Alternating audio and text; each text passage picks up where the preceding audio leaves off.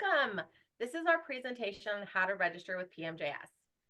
I am Lorinda Barnes, and I am the president of Purebred Mini Jersey Society and the founder. So we have gone through several different variations of registration, and I think this is the easiest one by far to use. So I'm going to share it with you.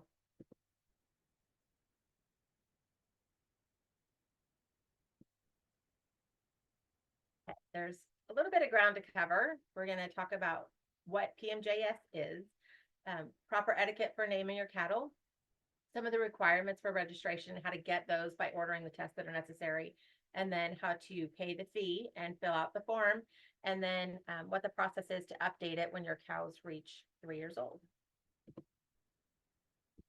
PMJS was started specifically to work with those breeders that want to breed miniaturized jerseys. We want high jersey genetics as much as we can get, but in that smaller, compact package, right? So we get great grazing, all the things that jerseys are known for: high fat, easy calving, easy temperament, beautiful, beautiful big doe eyes. But we want that in a smaller package. And so to do that, sometimes there's some other genetics mixed in, and we want to slowly work those out while maintaining jersey purity and small stature. So to do that, we use a breed-based representation test that determines how much jersey DNA is in our cattle. By working together and being a community, we can share genetics, be able to keep track of bloodlines, and breed for the best cattle possible. Okay, name your cattle. So as a registry, we like to see that registered names, even if they're from another registry, that they are not changed when brought into our registry. And that includes if you're registering with the American Jersey Cattle Association and then registering with PMJS, you want to try to use as much consistency in naming as possible. Don't ever completely change the name. You may have a different nickname that you call your animal in the barn, but as far as the paperwork and all of the testing and the registrations, you want those all to match up. It makes it a lot easier, 10 years, 15 years down the road when you're trying to put pieces together and determine what a pedigree is and what bloodlines are in that animal. So a registered name should not be changed. And part of that is paying homage to who the breeder is. The breeder is whoever owns the cow at the time that the calf was conceived. So if she was born on your property, if you bought the cow and she has the baby on your property, that calf is actually from the breeder, the person that owned the cow at the time, and would not carry your farm name. It's kind of a status symbol to get to that point where your cattle are all named, or you've got cattle that are named from your farm. But those bloodlines, you want to pay homage to those. So the breeder is whoever owned the cow at the time of conception. Now, if the breeder is not known, if you're not sure who the cow's pedigree is, then you would leave that off altogether and you would just have the name of the cow. If you're registering someone else's animal, say you bought an animal, they were not previously registered, and you brought them into AJCA under the genetic recovery so that you can get that BBR test. In that case, then what you're going to do, because their system forces you to use your farm name, and we understand that, then you would use that breeder code for your farm, but then you would give homage and the pedigree to the actual breeder. So in this situation, for the example, we used NW for Northwoods Homestead. That's my farm abbreviation. And then the farm that bred the animal would be Shooting Star Farm, and the animal's name is Stardust. Now, if you're using a nickname for her, maybe you call her Dusty when she's out in the field and you're like, hey, Dusty, come on, it's time to milk. You can include that on the registration, and we'll usually put that in quotes to show that that's what's called a barn name. That's just the name that she goes by. And so if you label pictures Dusty or you post on social media, then that will help to explain that that animal is the same as Stardust. So if you're ever trying to line up pictures and pedigrees. Some names are very overused. I have a list, but these are a few of the very popular ones: Buttercup, Betsy, Daisy, Buddy, and Emma. We have several of those, and so it can get really confusing. The other day I was trying to track down an animal. Her dam was Valentine, but there are several Valentines. So I had to try to get a hold of some of the breeders to see if I could figure out who that actual Valentine, which farm she actually came from. And sometimes the birth dates, if we know that, that will help. But all these little clues are used to make sure that pedigrees are correct, because we didn't used to do parental verification. And we'll get into that in a minute. But you want to also think about what those names are that you're picking. Do they represent you? Do they represent your farm? So a name like we got here, like Shooting Star Farm Stinky Jerk. You really want to see that Stinky Jerk was the dad of the pedigree? Of course not. So just be aware of that. Just like when you're naming your kids, you want to think about what it sounds like when you're screaming out across the field, right? Um, so be consistent with all the names across the registries and the testing. And then if you ever have any questions about how to properly name an animal, especially when you've got some constrictions on you, then you can just email and I'm happy to have a conversation, help you figure that out. All right, some of the requirements. So that blue form that's kind of peeking out in the corner, that's what we're going for when we get our genomic testing through AJCA. Remember, PMJS is an open herd book. That means that you can apply for registration for any mini Jersey as long as they meet the requirements. They don't have to be registered anywhere else previously. You don't have to have a sire or a dam that have been registered with PMJS to be able to apply for PMJS registration. And then you do have to be a member though, and that can be a lifetime or an annual membership to be able to register your animals. So we've got some options there to make it budget friendly for you, depending on what your intentions are for your homestead. We're going to start at the bottom here. The breed standard and the height is the first thing that we're going to talk about. Calves need to be 24 inches or less at birth, and that's measured at the top of the hip. And then at 3 years old, you want to see that your cows are 42 inches and less to be a mini, or 45 inches and less at the top of the hip to be mid-size. If your cows have any mini bloodlines, any of those common bulls that you consider a mini Jersey bull, then we're going to ask that you do BD1 chondroplasia testing. That can be obtained through UC Davis Veterinary Genetics Laboratory. And if both parents had already been tested, you don't have to test the offspring. We know that AI bulls, so if you did AI breeding, you would just need to provide the test for your cow and then let us know who that bull was. Of course, you're going to be parental verifying, just the next step up here. And that will make sure that we know that that test is accurate for the BD1 because those parents are the right parents. And then the last one is that inbreeding and BBR. So to get that, we order through AJCA, the Genomic Evaluation Report through infojersey.com. We're looking for a BBR of 85 or better for registration. For females, we'll get into that again too a little bit later, but for females, if they are 80 to 84, we can do a waiver on that and do verified breeding stock certification. We're also looking at the genomic inbreeding percent, and that's found in that same box by the BBR in the top right of the genomic report, and that needs to be 12.5% or lower for inbreeding. And the reason for that is that our gene pool for mini Jerseys is so small. So we want to make sure that we're being very conscious about not breeding too close to where we get to a position nationally where we don't have enough genetics. So that's what it's set out right now is 12.5%. And the intention is to actually drop that down by half, maybe in another 5, 10, 15 years, whatever the board decides is appropriate. And then the lifetime members vote and approve that or come back and we'll try again. So any big changes like that, remember, are always made by the lifetime members. This is the flow chart that we use. So it gives you an idea before you register your animal, kind of where you're going to land once they're 3 years old. So first thing you do is you consider, does your animal meet the breed standard? And that can be found on our website. Then you want to make sure that the bloodline or the parents or the animal themselves have been tested and you know that they're not carrying the chondro gene. And that is a dwarfism defect. It's not something we want to bring into our bloodlines. And then you make sure that they're parental verified. The exception is if the animal was born before January 1st of 2020, sometimes it's not possible to parental verify anymore. But we hope that as of 2020, everyone knows to be parental verifying. If you're buying an animal and you can get a hold of tail hairs, then you can do that testing on your own later if the breeder didn't do that themselves. Make sure that genomic inbreeding isn't too close. That the birth height and that the height that they are is on track to not cross that 45-inch mark at 3 years old. And again, if you've got questions, you can contact us and the board will help you with that.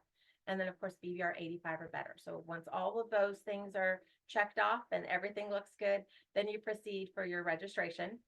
So you're going to follow that green arrow down to the right, and we're going to see if they qualify for being gold.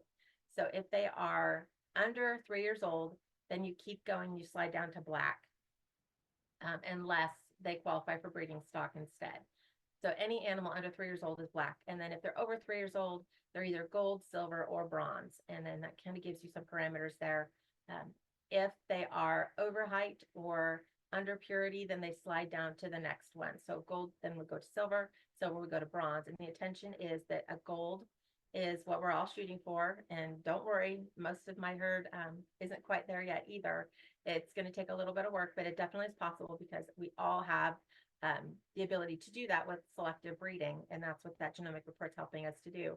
I do have several gold. Lots of people are waiting for their cattle to hit that 3-year-old mark so they can get their gold certification registration as well. If they don't qualify for that, though, they get silver, and that means that they are over 42 inches at 3 years old and that their BVR is 90 or better. But if it is not 90 or better, or they cross 42 inches, then they would be bronze. Okay, so testing. There's multiple kinds of testing and there's some overlap and it can get a little bit confusing. We have a whole video just on testing. So you can go to our channel and look at that there at YouTube. UC Davis VGL, Veterinary Genetics Lab, they're used for chondro testing. That's that BD1 for dwarfism.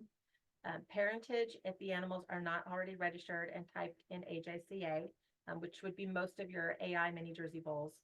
The milk proteins can be tested there. So your A2, kappa casein, beta lactoglobulin, say that 10 times fast, and POLT. Those can be done at UC Davis. The prices are pretty much on par with what you're going to see through the Jersey registry, maybe just slightly higher. Let's see there. Yep, all that's covered. And then over here for the Jersey registry, you can call them to get a number unless you already have an animal that's been registered in the past with AJCA, and then there would be a number on your certificate that's already assigned to you, and you can use that to log in at infojersey.com.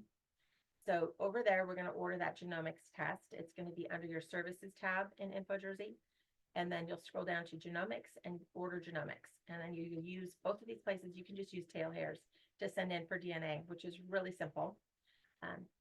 We're going to send those in, then we're going to get back a result, the BVR with the genomic inbreeding, and about 45 other different DNA genomic results.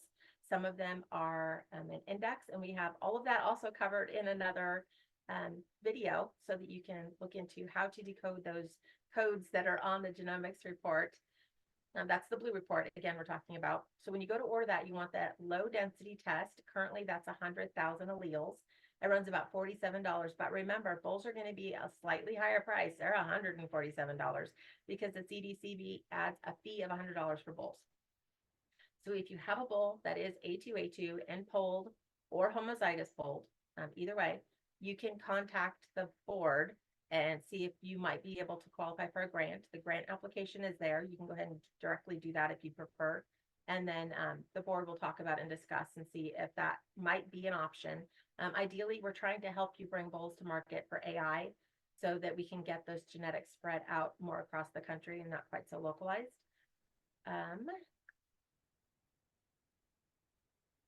Yep, they'll automatically do parentage if the parents are already in AJCA. If they're not, remember, you have to go to UC Davis. So you may end up having to do tests at both places. So if you've got questions, watch that video on testing and get a hold of us and we can help you. Okay, so now you've got your tests all together and you're ready to do the first part of the registration, and that is to pay that fee for the registration. There's two parts. The first part is paying the fee, which is $15 flat. That doesn't matter how old your animal is or which certificate they're going to end up with. Gold bulls are free. Lifetime members get a free black registration annually. Basically, that covers your backyard cow and her calf every year to keep you able to keep processing. It's part of your lifetime membership.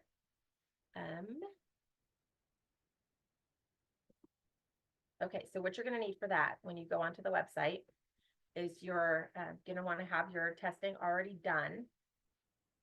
And then the process is that you'll submit that and we'll get that hard copy started. We actually have a file in a filing cabinet as well as digital files that are backed up so that we have multiple ways to preserve that information. going forward. We're going to start researching and verifying the pedigree and any of the traits that were submitted, making sure that all the documentation is there. We're going to create an online profile in the website on the herd book so that other members can go and they can access that information if they ever want to trace back, or maybe they want to look and see what a bull has thrown, and so they're looking for offspring from that bull, or they just want to see what a particular bloodline is like, and so they're going to look at specific farm and look at the different cattle that are coming off of that property. So that's a great resource for our members, and we're going to build that profile. We're going to email you a proof once that registration certificate, like what you see over here on the left. Once that is ready to go, we're going to email you the proof so that you can check it over and make sure that all the details are perfect.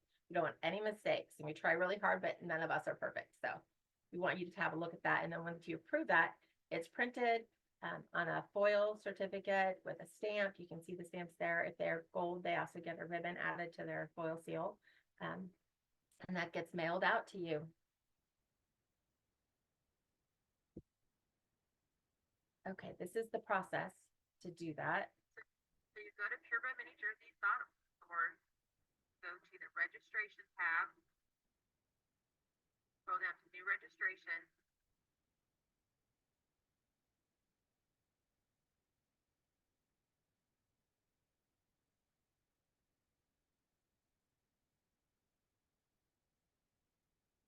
Scroll down, there are blanks to be filled in. You're going to put in your farm name.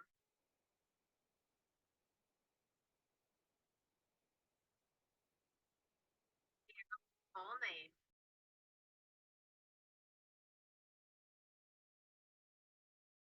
Read the case conduct clause.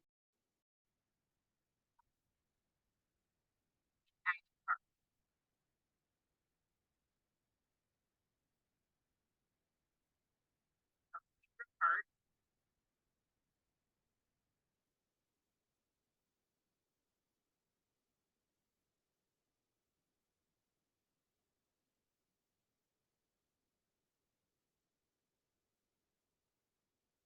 It's easy. The whole idea is to keep it really simple for you. Okay, so then after you've done that, you're going to go to your registration form. And when you sit down to start doing your registration, you want to have your two color photos, both the left and the right side.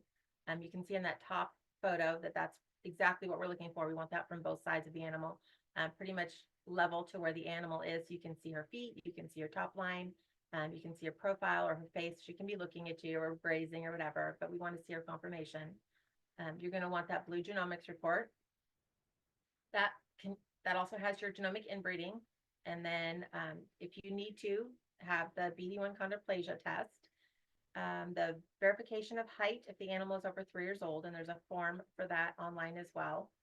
Then you want to make sure the parentage is verified either through AJCA or through UC Davis.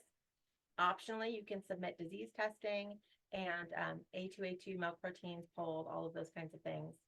And then this next tutorial is going to be about 8 minutes, and it's going to walk you through the process and let you see what the form looks like and how you submit that documentation.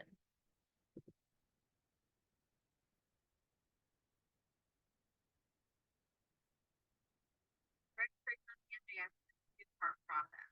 First part is paying for your application fee, and the next is filling out the application form. You're going to start at purebredminijerseys.org, go to registration, new registration.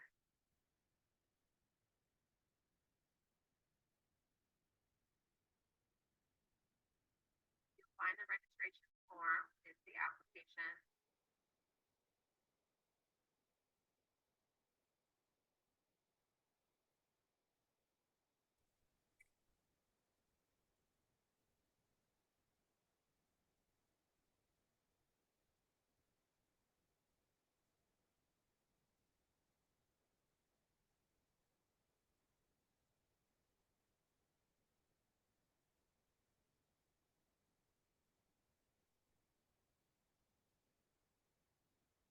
Oh, hello.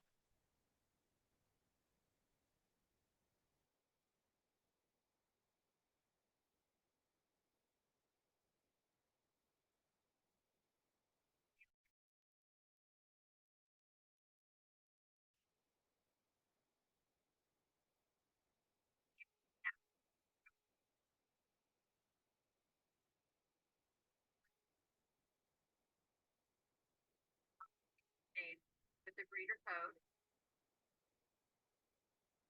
and the animal's name. Now, if you bought the animal and already had a name, you're going to include the breeder code, the animal's name, and then you can include the name that you use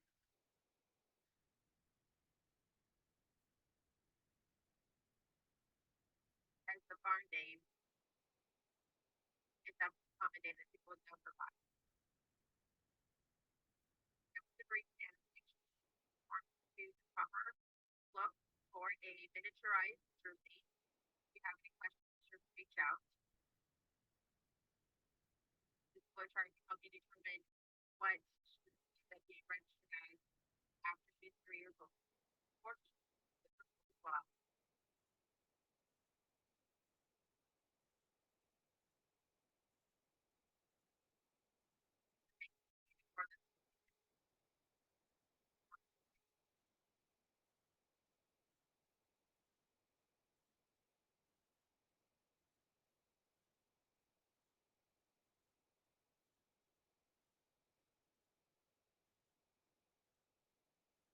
Talk about the flu report.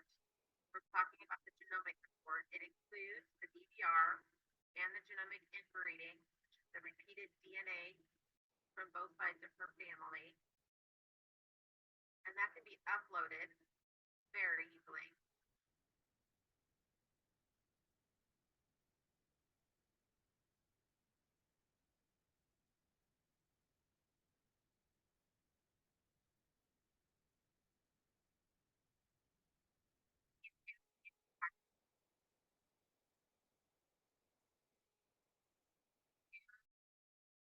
Really close, we can crop out any profiles,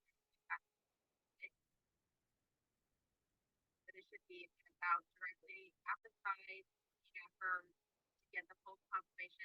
You like to keep the top line, the thorough, that's so see the depth and any marking.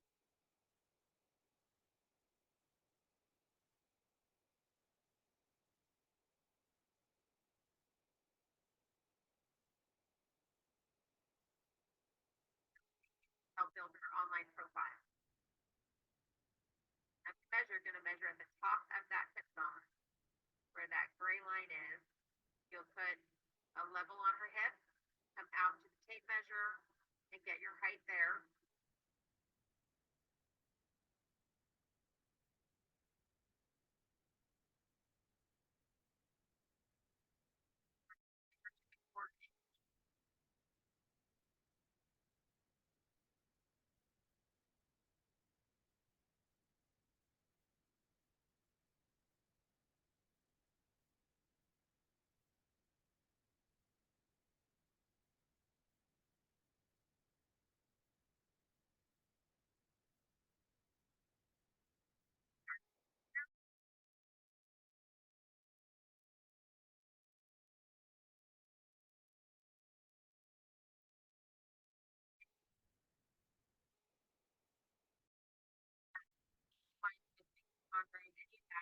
You're going to include your David Country lab report number here to match up to the animal.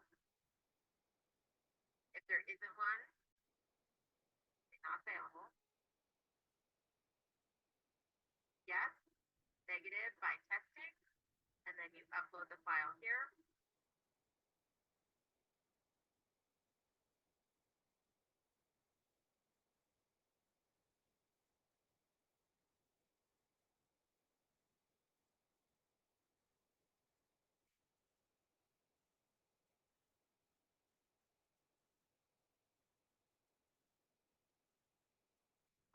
Use sire,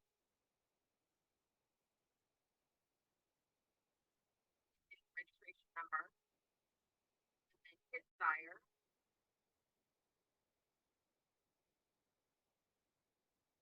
his registration number, and then the sire's dam and her registration number. And you can do multiple registrations if you know that they have several. And that will be included on the certificate.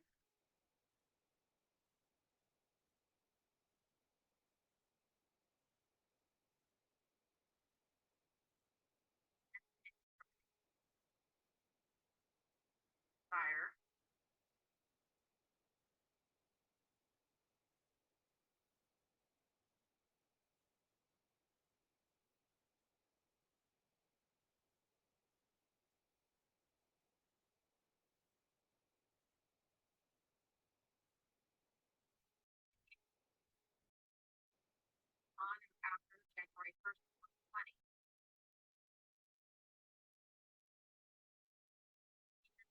You have to be verified through David. The animals are already in AJCA, it will automatically be done when you order your genomics report. So you may have a UC Davis form or you may have your genomics report.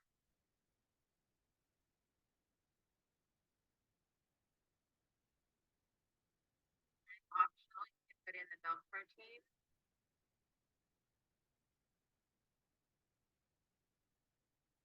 Provide documentation for that.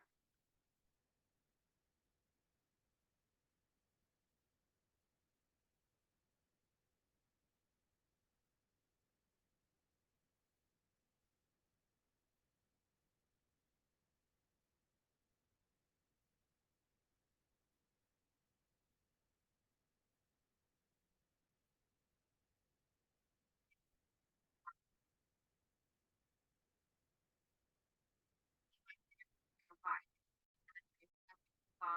in place and that you are giving the proper, correct, true, fully true answers.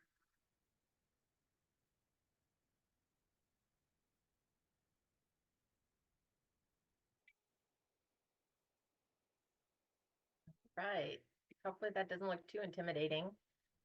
That form itself is printed and goes into the hard copy file, and then each pieces of documentation, each piece is printed out and goes into that file as well as digitally saved and will be put into her online profile.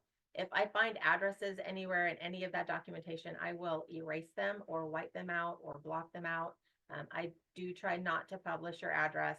You're welcome to leave the address off or block it out yourself on any of the documentation, because that's not really what we're looking for. It's the documentation itself. So as long as it looks accurate otherwise, you are welcome to do that to protect your privacy. So a little checklist here to make sure that you're ready when you sit down at the computer.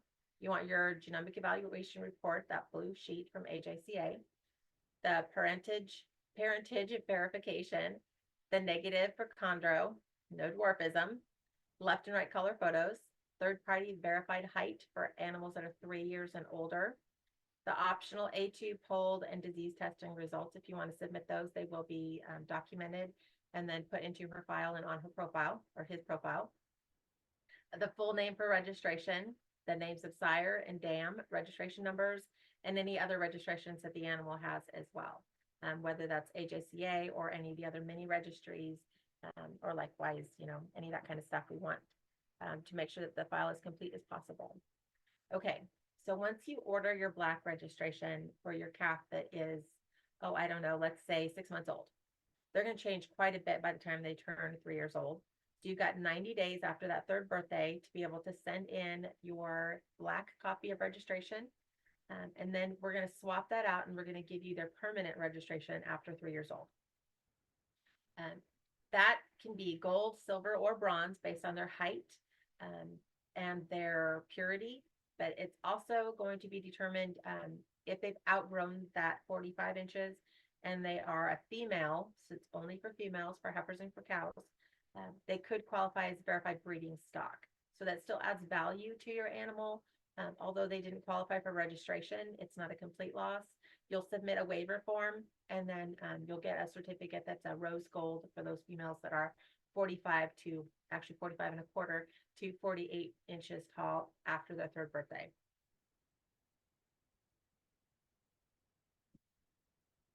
That's it. So not too bad, right? I think that's pretty simple. If you've got ideas for how you can make that even easier, we would love to hear it. We're always trying to improve, always trying to make your life easier. You know, you've got a lot going on already. There are several places you can follow us. Purebred Mini Jersey Society is on Instagram, Facebook, YouTube. You can email us. And of course, we've got our website. You can do anything that you need to, as well as contact us through there. So thank you for coming today. I really appreciate it.